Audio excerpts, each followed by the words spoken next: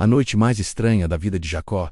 Jacó estava sozinho e esse detalhe muda tudo porque a solidão daquela noite não era apenas física, era espiritual, emocional e existencial. Ele havia enviado suas esposas, seus filhos, seus servos e tudo o que possuía para o outro lado do rio, e agora permanecia ali, parado ouvindo apenas seus próprios pensamentos, pensamentos que o perseguiam como sombras longas projetadas pela fogueira quase apagada, pois ele sabia que ao amanhecer encontraria Esaú, o irmão que ele havia enganado, traído e roubado, o irmão que jurou matá-lo, e o medo não vinha apenas da possibilidade da morte, mas da consciência pesada de quem passou a vida tentando controlar tudo com astúcia, engano e fuga. Jacó era um sobrevivente, um estrategista, alguém que sempre venceu usando a mente, nunca a força. E agora, pela primeira vez, não havia plano que pudesse garantir sua segurança, porque dinheiro, presentes e rebanhos talvez aplacassem a ira de Esaú, mas não silenciavam a voz interna que gritava que aquela conta ainda precisava ser paga. O rio Jaboque diante dele não era apenas um obstáculo geográfico, era um limite simbólico entre quem ele havia sido e quem ele ainda não sabia se conseguiria ser, e enquanto o céu escurecia completamente, Jacó sentia que algo o observava não com olhos humanos, mas com uma presença que fazia o ar parecer mais denso, como se o invisível estivesse se aproximando. A Bíblia diz poucas palavras, mas o peso delas é imenso. Jacó ficou sozinho. E essa frase carrega tudo porque é no isolamento que Deus costuma confrontar. Não no barulho, não na multidão, mas no silêncio onde não há distrações, onde não há aplausos, onde não há máscaras. E Jacó tentou orar, tentou lembrar das promessas que Deus havia feito a Abraão e Isaque. Tentou se agarrar à ideia de que era escolhido, mas escolhas não anulam confrontos, promessas não eliminam processos. E naquela noite estranha, longa e fria, Jacó percebeu que não estava apenas esperando o amanhecer, estava esperando algo acontecer dentro dele, algo que ele não conseguiria controlar, porque o Deus que o chamou desde o ventre agora exigia mais do que inteligência, exigia rendição. E foi exatamente nesse momento, quando o medo e a expectativa se misturavam, quando o passado e o futuro colidiam dentro do peito de Jacó, que algo se moveu na escuridão, não anunciado, não explicado, não esperado, mas inevitável. Pois quando Deus decide nos encontrar, Ele não pede permissão. Ele aparece e aquela noite que já era estranha estava prestes a se tornar inesquecível, porque Jacó ainda não sabia, mas dentro de poucos instantes sua vida deixaria de ser definida pelo nome que carregava e passaria a ser marcada por uma luta que ecoaria pela eternidade. O homem que aparece do nada não ouve aviso, não ouve som de passos, não houve tempo para reação, porque algumas presenças não entram em cena como seres humanos comuns, elas simplesmente estão ali. E Jacó só percebeu quando sentiu o impacto, um choque seco, inesperado, como se o ar tivesse se materializado diante dele. Um homem surgiu da escuridão e o agarrou com força, não como alguém que pede atenção, mas como quem inicia um confronto inevitável. E naquele instante, o medo de Esaú foi substituído por algo ainda mais perturbador.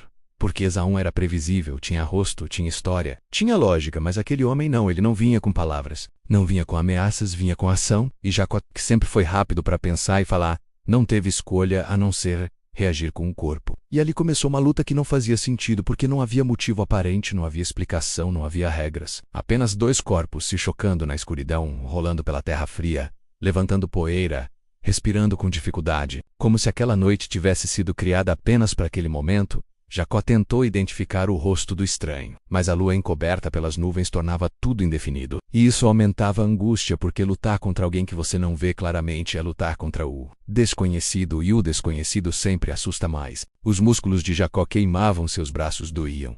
Mas o homem parecia não se cansar, não gritava, não demonstrava raiva, nem prazer. Era como se estivesse ali por um propósito muito maior do que vencer uma briga. E essa percepção começou a incomodar Jacó, porque ele já havia lutado antes, já havia enganado, fugido, negociado, mas nunca tinha sentido aquela estranha mistura de força e mistério. Era como se aquele homem soubesse exatamente até onde ir, como se estivesse testando algo além da resistência física, testando a essência, o coração, a identidade de Jacó. E enquanto a luta continuava, a mente de Jacó tentava encontrar sentido. Seria um ladrão?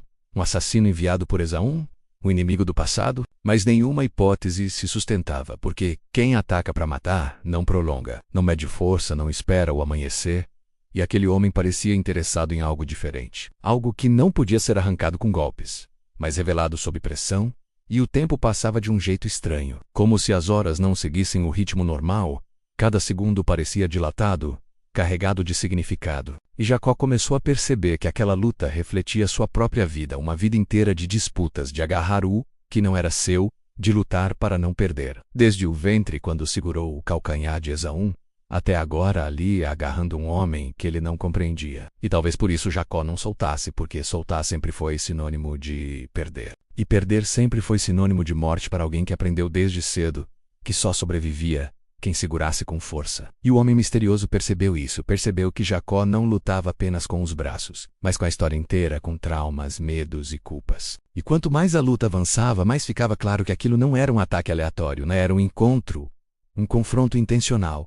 Porque encontros com Deus nunca são confortáveis, eles expõem, quebram, revelam, e mesmo sem saber, Jacó estava frente a frente com algo que mudaria seu destino. Porque aquele homem que apareceu do nada não veio para roubar bens. Não veio para tirar a vida, veio para arrancar uma verdade que Jacó evitou a vida inteira.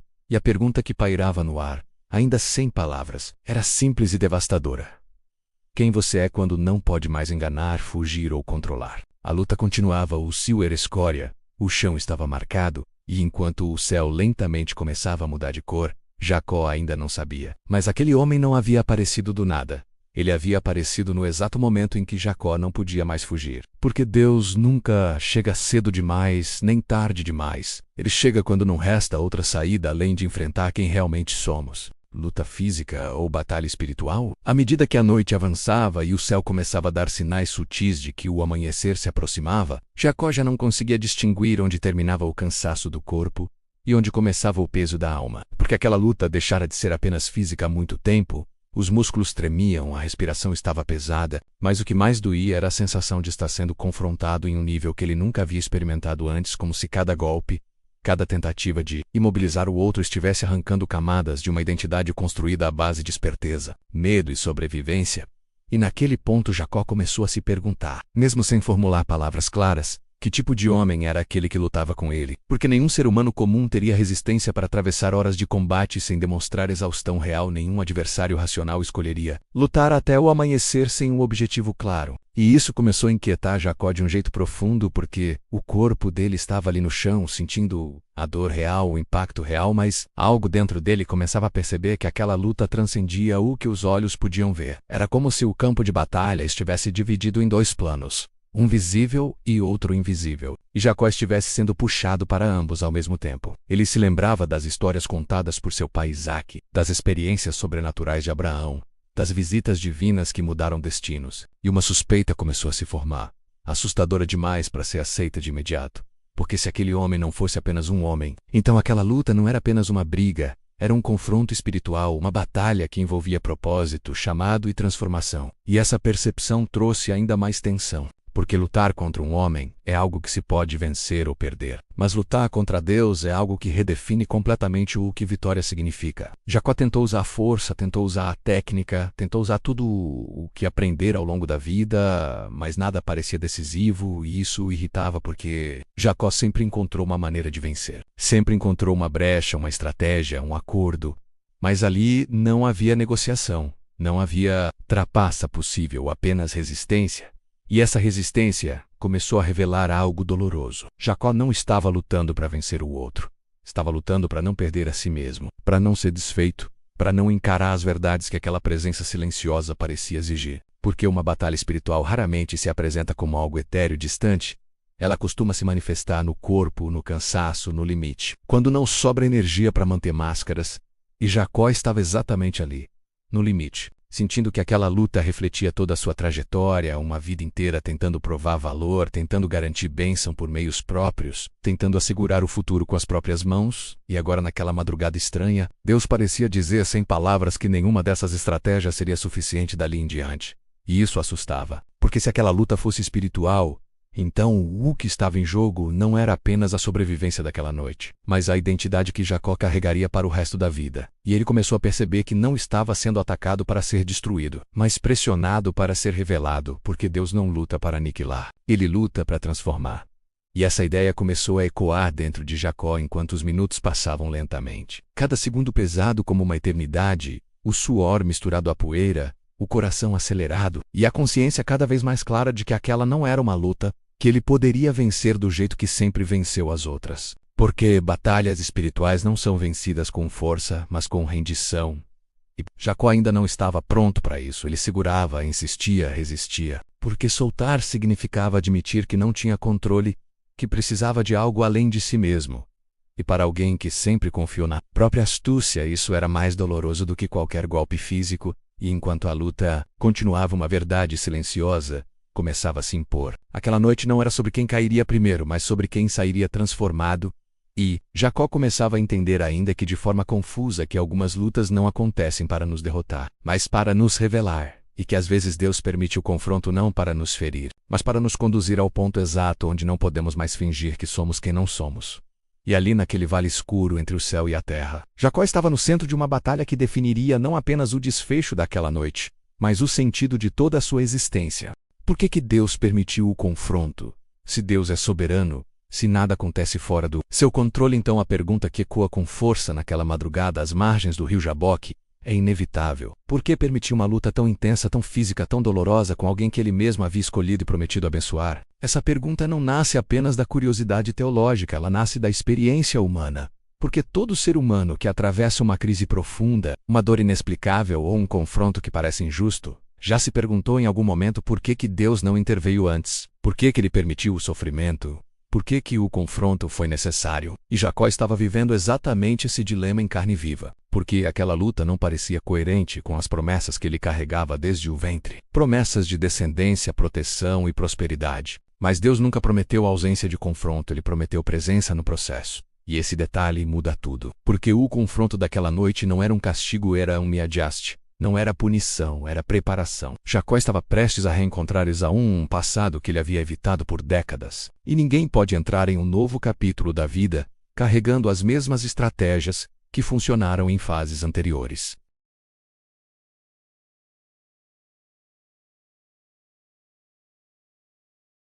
Porque o que funcionou para sobreviver não funcionaria para liderar uma nação, e Deus sabia disso.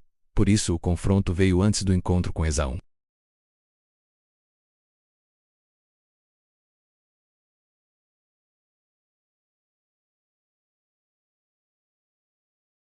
A ilusão de autossuficiência.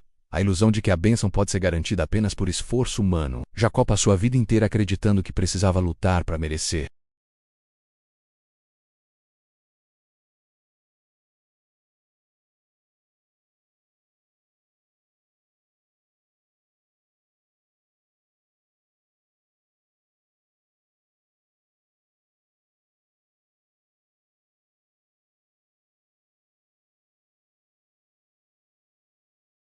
E Deus não muda destinos sem confrontar identidades.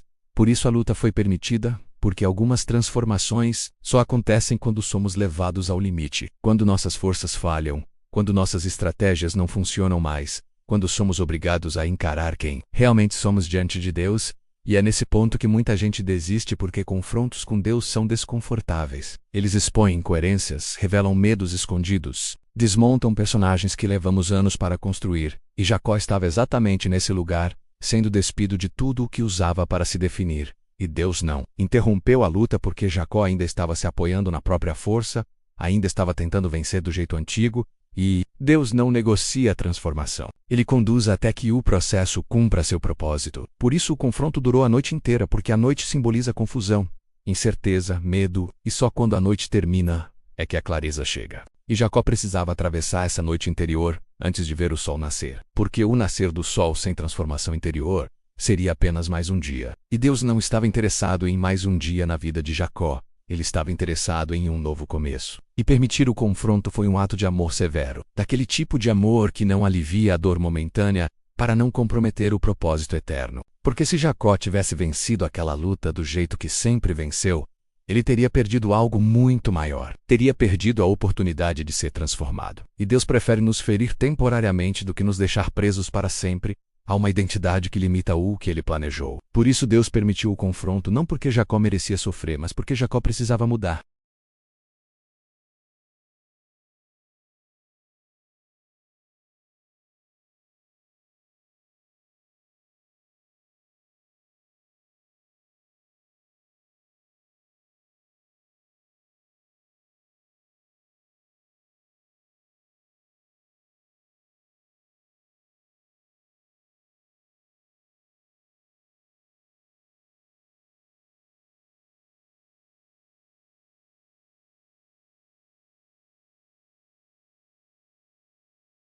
em algum momento daquela luta interminável. Quando a força de Jacó já estava no limite e a resistência vinha mais da teimosia do que do corpo, algo mudou de forma definitiva.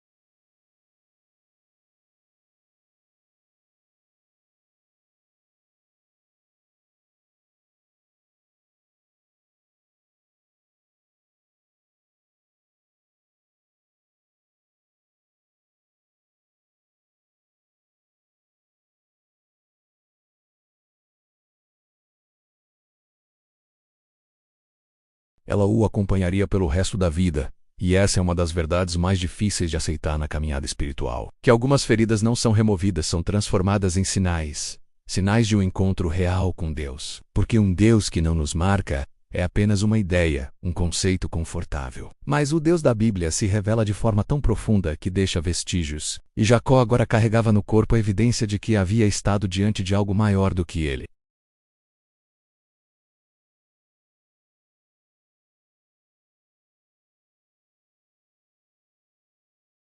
Vagarúce segurou o homem, com o que ainda tinha. E esse detalhe é poderoso porque Jacó deixou de lutar contra para lutar por, deixou de tentar vencer para tentar permanecer, e isso revela uma mudança interna acontecendo em tempo real. A ferida expôs a verdade. Jacó não precisava mais vencer, ele precisava ser abençoado. E essa transição só acontece quando nossas forças naturais falham. Porque enquanto temos força, insistimos em resolver do nosso jeito. Mas quando somos feridos no ponto da autossuficiência, somos obrigados a buscar algo além de nós mesmos. Porque toda vez que Jacó mancava, ele lembrava daquela noite. Lembrava que havia sido confrontado, quebrado e poupado ao mesmo tempo. E isso gera humildade, gera dependência, gera memória espiritual. Aquela ferida não era sinal de derrota.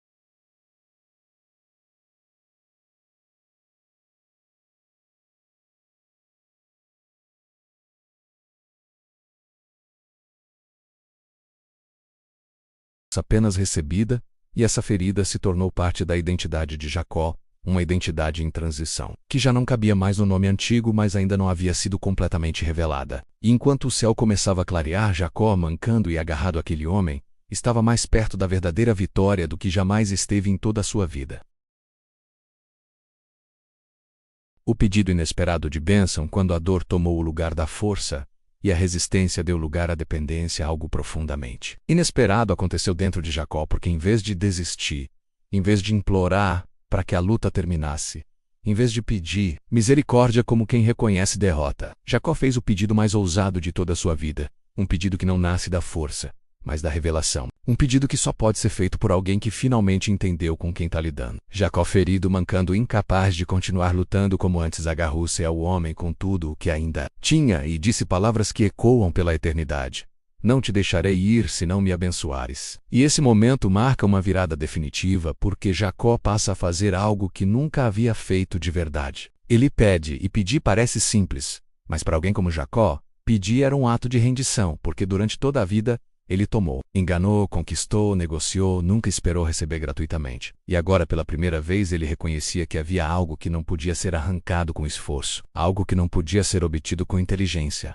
algo que só poderia ser concedido. E isso muda tudo, porque a bênção que Jacó buscava não era mais material, não era mais proteção contra Esaú, não era mais prosperidade, era algo mais profundo, algo que ele nem sabia nomear completamente, mas sentia com clareza. Ele precisava de validação, precisava de aprovação, precisava de um novo começo. E esse pedido inesperado revela que Jacó finalmente entendeu que aquela luta nunca foi sobre vencer Deus, mas sobre ser alcançado por Ele. Porque ninguém pede bênção a um inimigo, só se pede bênção a quem se reconhece como superior, como autoridade, como fonte, e ao fazer esse pedido,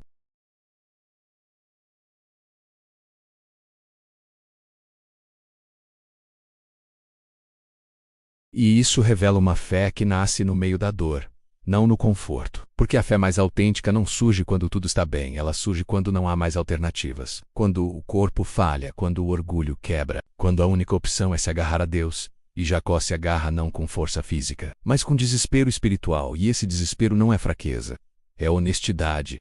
Porque pela primeira vez Jacó não tenta parecer forte, não tenta controlar a situação, ele admite que precisa. E isso é algo que Deus sempre espera, porque Deus não responde à autossuficiência. Ele responde à dependência, e o pedido de Jacó é inesperado porque ele pede exatamente aquilo que sempre buscou pelos meios errados. A bênção desde o início, sua história gira em torno da bênção do pai, da herança da primogenitura.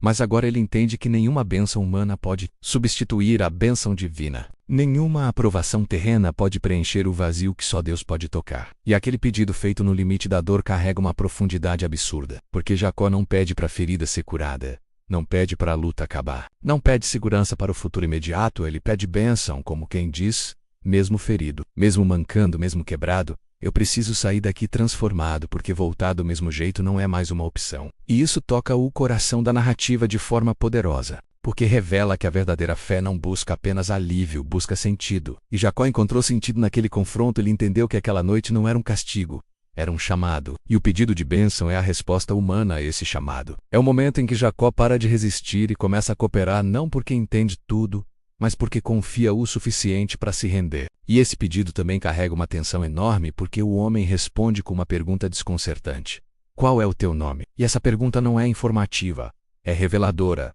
porque Deus não precisa de dados, ele precisa de confissão. E ao responder Jacó, ele não está apenas dizendo um nome, está assumindo uma identidade. Está reconhecendo quem ele foi: o enganador, o suplantador, o que sempre agarrou, o que não era seu. E esse reconhecimento é parte do pedido de bênção, porque Deus não abençoa personagens.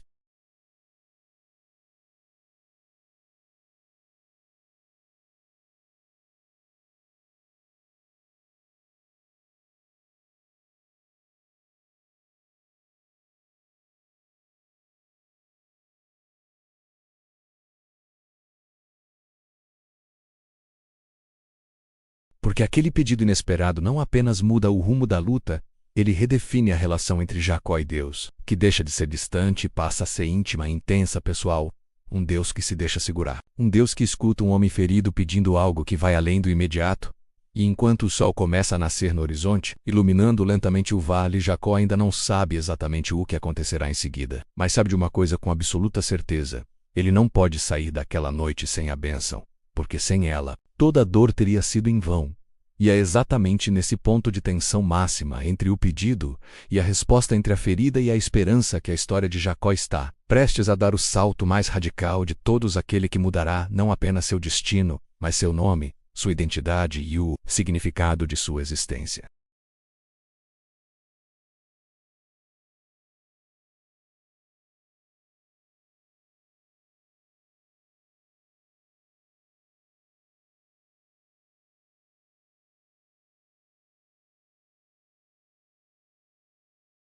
pois nomes na cultura hebraica não eram apenas rótulos, eram declarações de identidade, destino e caráter.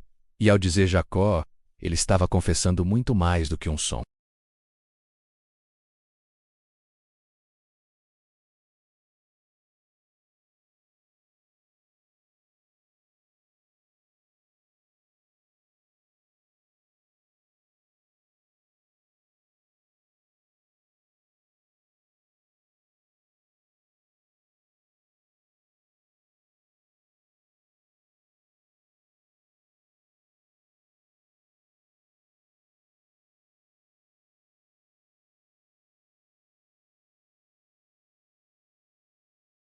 E o nome Israel significa aquele que luta com Deus, ou Deus luta, e essa ambiguidade é poderosa porque revela uma verdade profunda. Não se trata apenas de um homem que enfrentou Deus, mas de um Deus que se envolve tão profundamente com o ser humano que se permite entrar em confronto para gerar transformação. E Jacó, agora Israel, carrega no próprio nome a memória daquela noite, uma lembrança viva de que sua identidade não nasce mais da astúcia, mas do encontro, não da fuga, mas da permanência, não do engano, mas da verdade.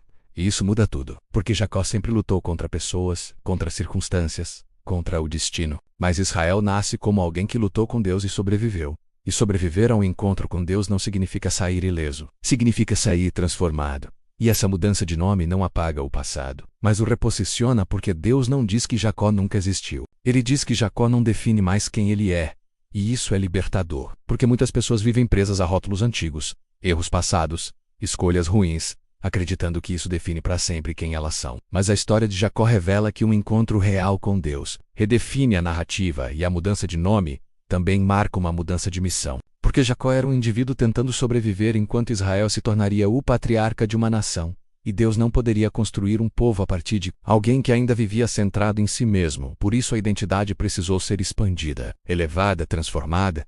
E esse novo nome não foi dado em um palácio, nem diante de multidões. Foi dado no escuro, na dor, no limite, porque é ali que as mudanças mais profundas acontecem, longe dos aplausos, longe da aprovação humana. E o mais impressionante é que Deus não espera Jacó estar perfeito para mudar seu nome. Ele muda o nome enquanto Jacó ainda manca, enquanto a ferida ainda dói, enquanto o processo ainda está em andamento. E isso revela uma graça poderosa, porque Deus não nos chama pelo que somos agora, mas pelo que Ele sabe que nos tornaremos. E Israel Nazali, não como alguém que venceu Deus, mas como alguém que não desistiu de Deus, mesmo ferido, mesmo cansado, mesmo quebrado. E essa persistência é o que Deus honra, porque fé não é ausência de luta, é recusa em soltar. E o novo nome também muda a forma como Jacó se enxerga, porque até então ele vivia tentando provar valor, tentando garantir bênção, tentando assegurar o futuro, mas agora ele recebe uma identidade que não precisa ser defendida, apenas vivida, e isso traz descanso. Ainda que acompanhado de responsabilidade, porque carregar um novo nome significa viver de acordo com ele. Israel agora teria que aprender a caminhar como alguém que foi marcado por Deus,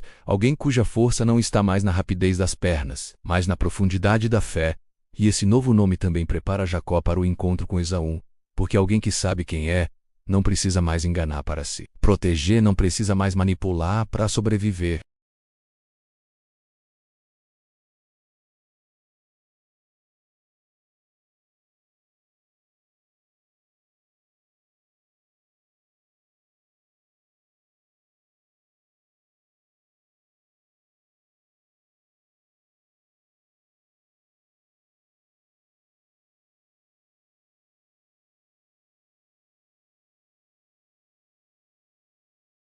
Mostrando que vencer nem sempre é derrotar o outro, às vezes é permitir que Deus nos transforme, e o novo nome Israel se torna um marco eterno.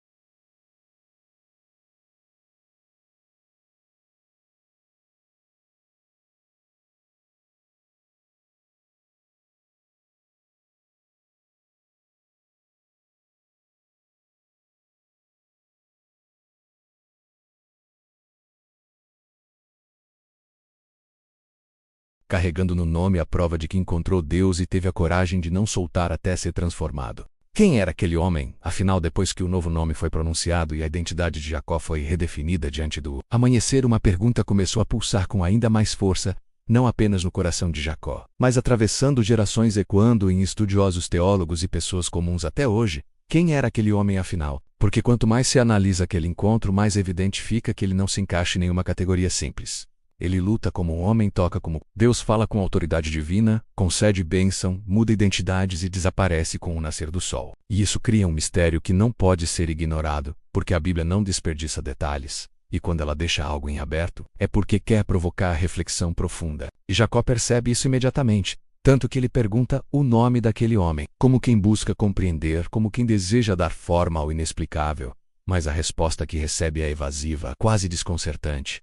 Por que perguntas pelo meu nome? E essa resposta não é uma recusa fria, é uma afirmação implícita de que aquele nome não poderia ser contido em palavras humanas. Porque nomes limitam, definem e enquadram, e Deus não pode ser reduzido a uma definição confortável. E aqui começam as interpretações. Alguns dizem que aquele homem era um anjo, um mensageiro celestial enviado por Deus. Outros afirmam que se tratava de uma manifestação direta do próprio Deus, uma teofania. E há ainda quem defenda que era uma manifestação PR encarnada do Cristo, aquilo que muitos chamam de cristofania. E cada uma dessas interpretações carrega peso, mas todas convergem para uma verdade central. Aquele homem não era comum, porque nenhum ser criado tem autoridade para mudar nomes e destinos por conta própria. E Jacó entende isso profundamente, porque ele declara algo que sela o mistério. Vi Deus face a face, e a minha vida foi poupada. E essa declaração não nasce de confusão, nasce de convicção. Jacó sabia com quem havia lidado. Mesmo sem conseguir explicar totalmente, ele reconheceu que esteve diante do divino. E isso torna tudo ainda mais impressionante, porque na tradição hebraica, ver Deus e continuar vivo era algo impensável. E ainda assim Jacó sobrevive, ferido, marcado, transformado, poupado. E isso revela algo poderoso sobre o caráter de Deus. Um Deus que se revela sem destruir, que confronta sem aniquilar, que se aproxima sem consumir. E aquele homem misterioso personifica exatamente isso. Uma presença divina acessível o suficiente para lutar, mas poderosa o suficiente para ferir com um toque. E isso quebra expectativas, porque muitos imaginam Deus apenas como distante, intocável, inalcançável, mas ali Deus se apresenta de forma paradoxal, próximo e misterioso ao mesmo tempo. E esse paradoxo é essencial para entender o encontro, porque Deus não se revela para ser dominado, mas para ser experimentado. E Jacó experimentou Deus de uma forma que poucos experimentaram, não em um templo, não em um ritual, mas em um confronto íntimo, solitário, físico e espiritual. E essa forma de revelação comunica algo profundo, que Deus não se limita a ambientes sagrados. Ele se manifesta nos vales, nas crises, nas noites longas de angústia, onde ninguém mais vê. E a identidade daquele homem também revela algo sobre como Deus escolhe se revelar. Ele não aparece como juiz naquele momento, nem como rei majestoso. Ele aparece como alguém que luta, que se envolve, que entra no campo de batalha da vida humana. E isso é escandaloso para muitos, porque quebra a ideia de um Deus distante e passivo, mostrando um Deus que se importa o suficiente para se envolver diretamente com um processo de transformação de alguém. E Jacó, agora Israel, carrega essa experiência como um marco definitivo, porque depois de lutar com Deus, nenhuma outra luta é igual, nenhum outro confronto tem o mesmo peso, nenhuma outra ameaça tem o mesmo poder. Porque quem já enfrentou o divino e saiu vivo entende que a verdadeira ameaça nunca foi externa, sempre foi interna. E o mistério daquele homem não é resolvido com o nome, ele é resolvido com um efeito. A vida de Jacó nunca mais foi a mesma. Sua fé nunca mais foi superficial. Sua relação com Deus nunca mais foi baseada apenas em promessas herdadas. Agora era pessoal, visceral, real, e isso explica por que a Bíblia não se preocupa tanto em classificar exatamente quem era aquele homem. Porque mais importante do que a categoria é o encontro. Mais importante do que a definição é a transformação. E até hoje esse mistério continua provocando pessoas, porque ele nos obriga a perguntar não apenas quem era aquele homem, mas quem é Deus. Para nós, um conceito distante ou uma presença que confronta e transforma. E Jacó responde essa pergunta com a própria vida ao declarar que viu Deus face a face. E essa declaração encerra qualquer tentativa de reduzir aquele encontro a algo simbólico demais ou abstrato demais. Porque, para Jacó, foi real, foi físico, foi espiritual, foi traumático e libertador ao mesmo tempo. E o homem misterioso permanece sem nome não porque Deus queira confundir, mas porque ele quer ser buscado, não explicado, experimentado, não domesticado. E esse mistério mantém viva a chama da fé, porque se Deus pudesse ser totalmente compreendido, ele deixaria de ser Deus. E Jacó entendeu isso naquela manhã mancando, olhando para o lugar onde lutou, sabendo que algo eterno havia acontecido ali. Algo que ele jamais conseguiria explicar completamente, mas que jamais conseguiria esquecer porque algumas experiências com Deus não cabem em palavras, cabem apenas em marcas, memórias e vidas transformadas. O significado de Penílio quando o homem misterioso desapareceu e o silêncio voltou a dominar o vale. Jacó, agora Israel, fez algo que revela o impacto profundo daquela experiência. Ele deu um nome ao lugar porque encontros verdadeiros com Deus sempre nos levam a marcar territórios internos e externos, e ele chamou aquele lugar de Peniel, dizendo: vi Deus face a face, e a minha vida foi poupada. E essa declaração carrega uma força espiritual e emocional imensa porque Peniel significa exatamente isso, rosto de Deus. E nomear aquele lugar não foi apenas um gesto simbólico. Foi uma tentativa humana de registrar o indescritível, de eternizar um momento que havia redefinido tudo. Porque lugares onde Deus nos encontra nunca são comuns. Eles se tornam memoriais, pontos de referência para a fé, espaços onde o céu toca a terra de maneira tão intensa que nada permanece igual depois. E Peniel não era um templo, não era um altar construído por mãos humanas. Era um vale escuro, um lugar improvável. E isso por si só já comunica algo profundo. Deus não escolhe apenas ambientes preparados para se revelar. Ele se manifesta onde há coração aberto, mesmo que o cenário seja caótico, doloroso ou confuso. E Peniel se torna o símbolo máximo dessa verdade porque foi ali, no meio da luta, da dor e da incerteza, que Jacó viu Deus de uma forma que nunca havia visto antes. Não como uma promessa distante contada por seus pais, mas como uma presença real, tangível, envolvida. E a frase "minha vida foi poupada" revela que Jacó tinha plena consciência do risco daquele encontro. Ele sabia que não era comum alguém afirmar ter visto Deus face a face e continuar vivo, e isso gera temor, não medo paralisante, mas reverência, aquela consciência profunda de que algo sagrado aconteceu, algo que ultrapassa a compreensão humana. E Peniel passa a representar o lugar onde a ilusão de distância entre Deus e o ser humano foi quebrada, porque até então Jacó acreditava em um Deus que guiava à distância, que prometia, que protegia, mas agora ele conhecia um Deus que se envolve, que toca, que fere e que abençoa, tudo ao mesmo tempo. E esse entendimento muda completamente a forma como Jacó encara a sua própria história, porque se Deus esteve ali lutando com ele, então nenhum momento da sua vida foi ignorado, nenhum erro passou despercebido, nenhuma fuga foi invisível e ainda assim Deus escolheu pupá-lo, transformá-lo e chamá-lo por um novo nome. E isso gera uma gratidão silenciosa, profunda, que não precisa de palavras, apenas de memória. E Peniel se torna essa memória viva porque sempre que Jacó pensasse naquela noite, ele não lembraria apenas da dor, mas da graça, não apenas da ferida, mas da bênção, não apenas do confronto, mas do encontro.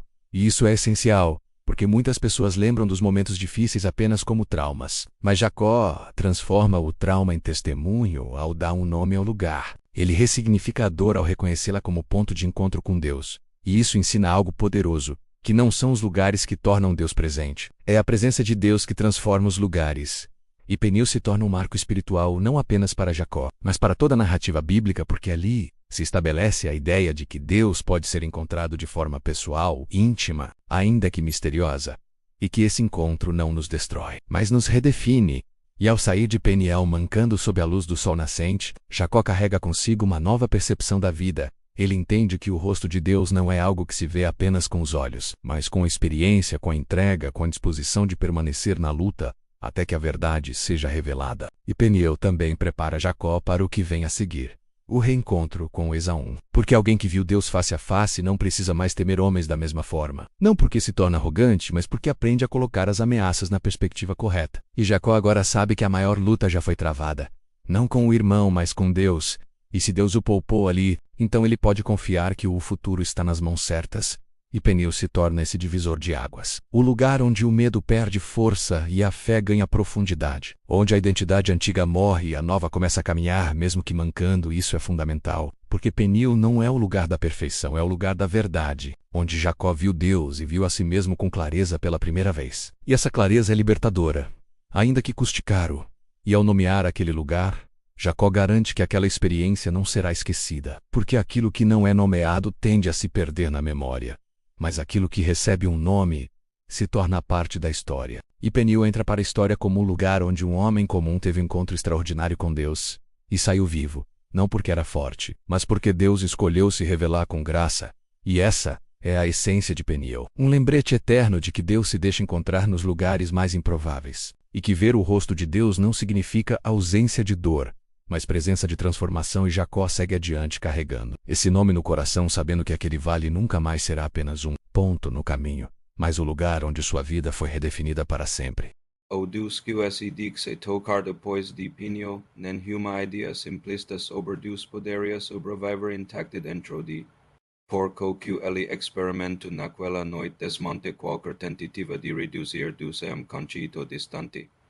O indifferent, afinal, no apenas viu Deus, ele taku, seguro, luto, sentiu e, o poder cantido emam simples toque. E isso cria uma das imagens mais desconcertantes de toda e diam Deus que se dixe tocar por ser humano e essa idea, profundamente perturbadora para quem prefiram Deus, e, porcam Deus que se dixe tocar, Deus que se envolve, que cor riscos relation e que entra no espaldador humana e, percibe isso no portioriamas por, ele sentiu o peso do corpo e firmeza do toque autoridade silenciosa que não precisava de explícitos e isso revela algo essencial sobre o de Deus ele não se esconde.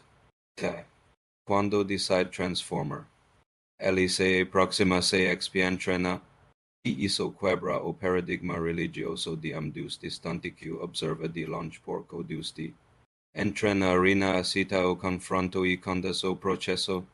O fim essa disposio divina dice dixar tocar no significa fraqueza, significa escoja.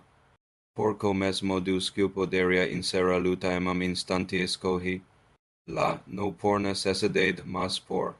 E isso ensin a que Deus no. Interesado demonstrais. Ti poder. Mas processos profundos de transformio e. Foi transformado por Deus se permitiu estar ali tempo suficiente para que a mudança acontecesse e isso revela algo. Para muitos que Deus sempre remove imediatamente aquilo que nos causador pork. Visas a dor. O meu pelo qual ele nos alcança de forma mais verdadeira.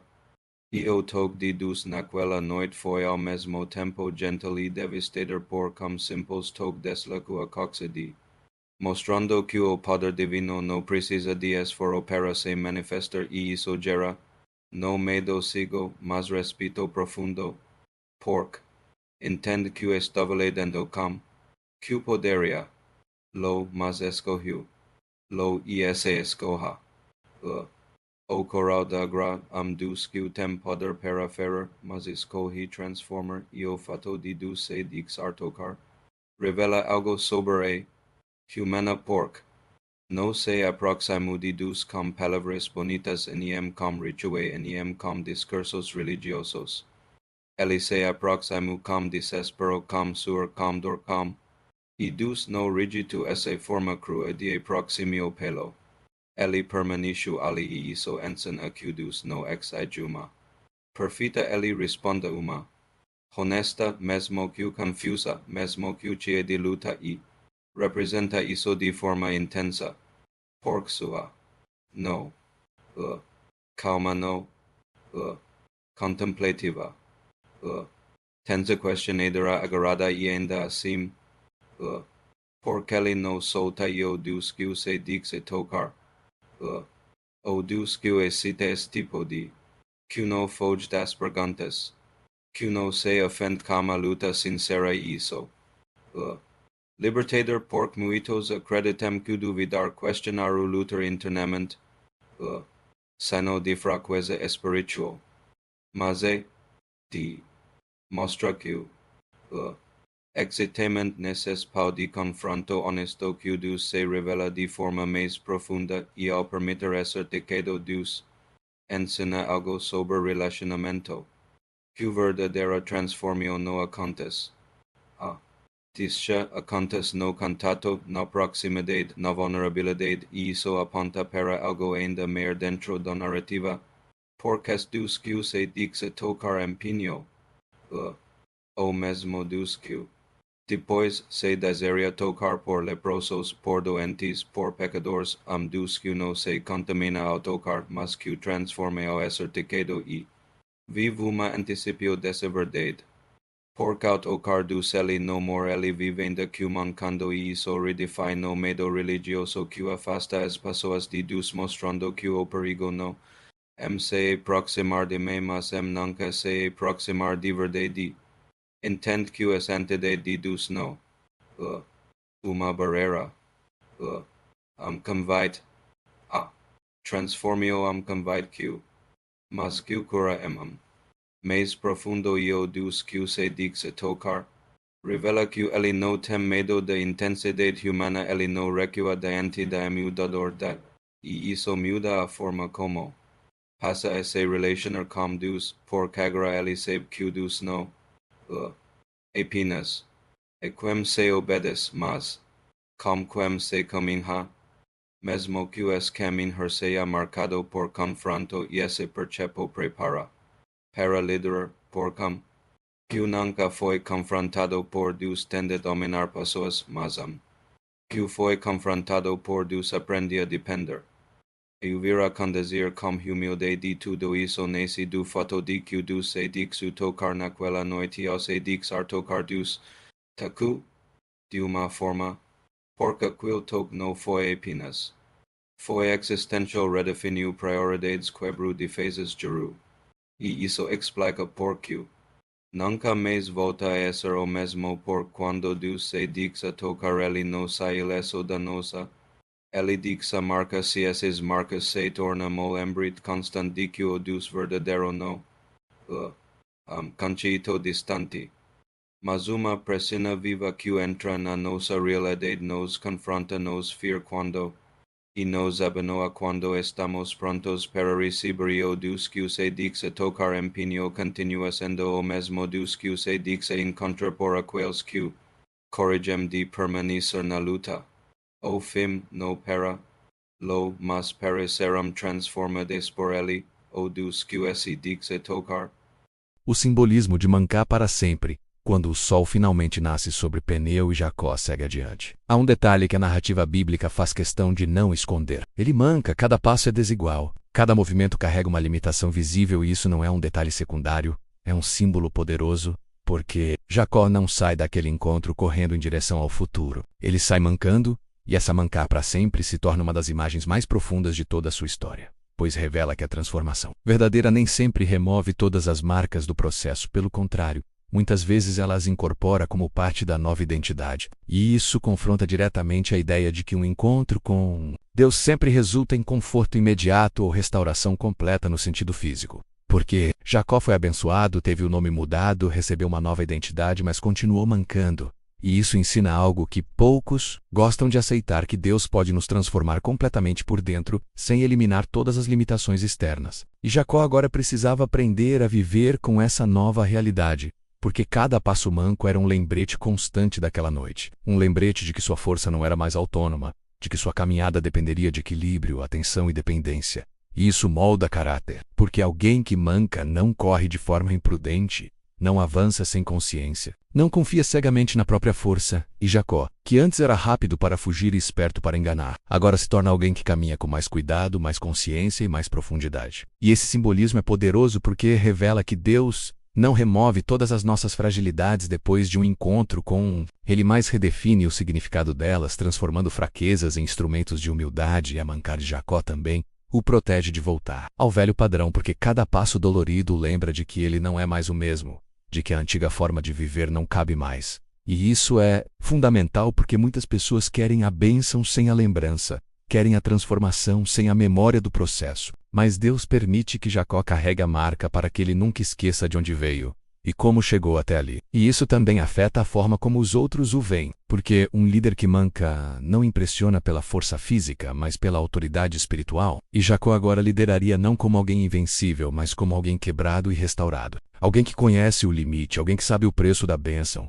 E essa liderança é mais humana, mais empática, mais consciente, e isso se reflete na tradição que nasce dali. Porque a Bíblia registra que os descendentes de Israel passaram a respeitar aquela articulação da coxa como um memorial daquele encontro, mostrando que a marca individual de Jacó se torna a memória coletiva, um símbolo transmitido de geração em geração. E isso revela que algumas marcas pessoais carregam significado que vai além do indivíduo. Elas contam histórias que educam, alertam e inspiram outros. E a mancar de Jacó também redefine o conceito de vitória. Porque ele venceu, mas venceu mancando. Venceu sem parecer triunfante aos olhos humanos. Venceu sem aplausos. Venceu com uma limitação permanente. E isso confronta a ideia de sucesso baseada em aparência, mostrando que a verdadeira vitória espiritual não é parecer forte, é permanecer fiel depois de ter sido quebrado.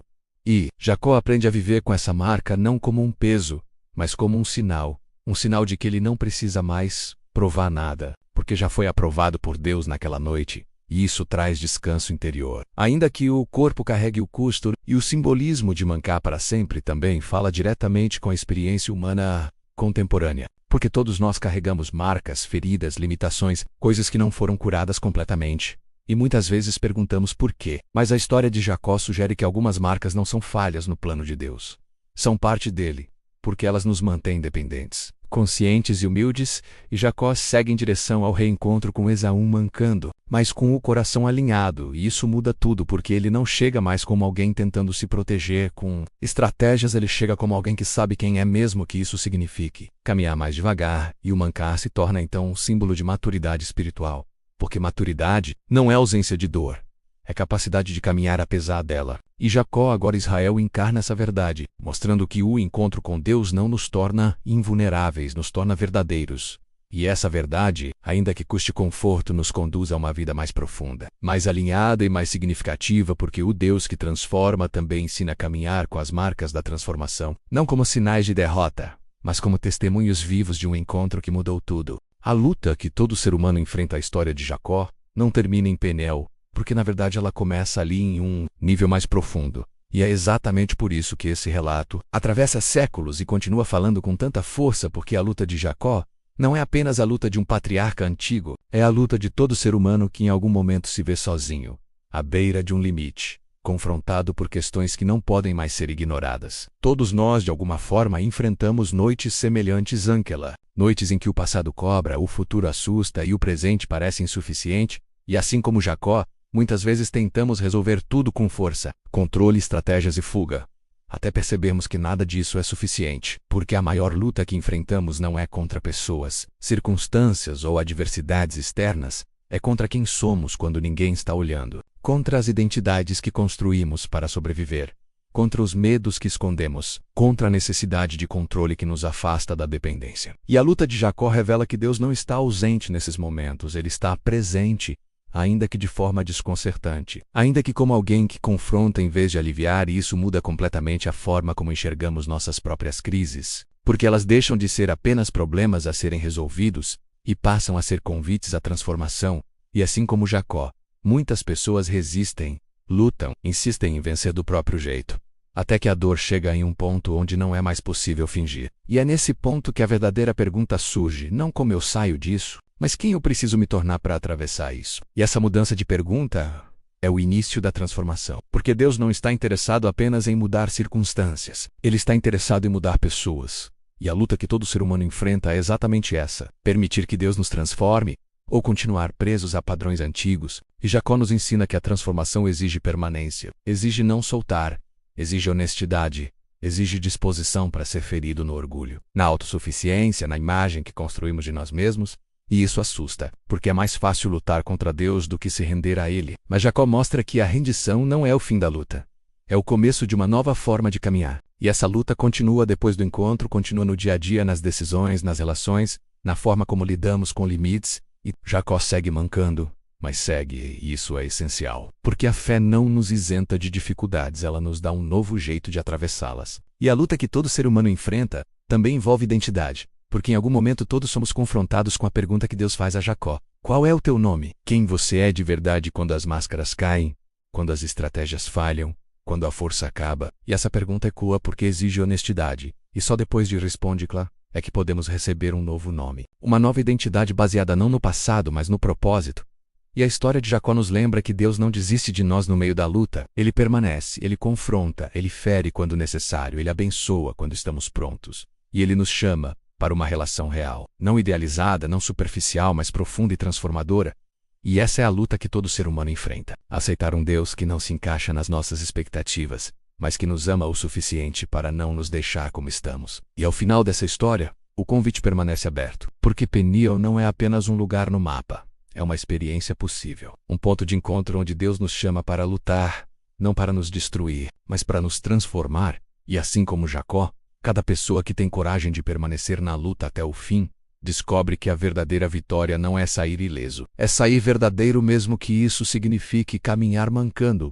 Porque andar com Deus, ainda que com marcas, é infinitamente mais significativo do que correr sozinho acreditando que está no controle. E essa é a mensagem final que atravessa gerações: que a luta com Deus não é sinal de fracasso espiritual, é sinal de um relacionamento real, profundo e vivo, e que aqueles que não soltam, que permanecem, que o surrendam, descobrem que do outro lado da noite existe um novo nome, um novo começo e um propósito que só pode nascer depois que a luta termina, não com derrota, mas com transformação.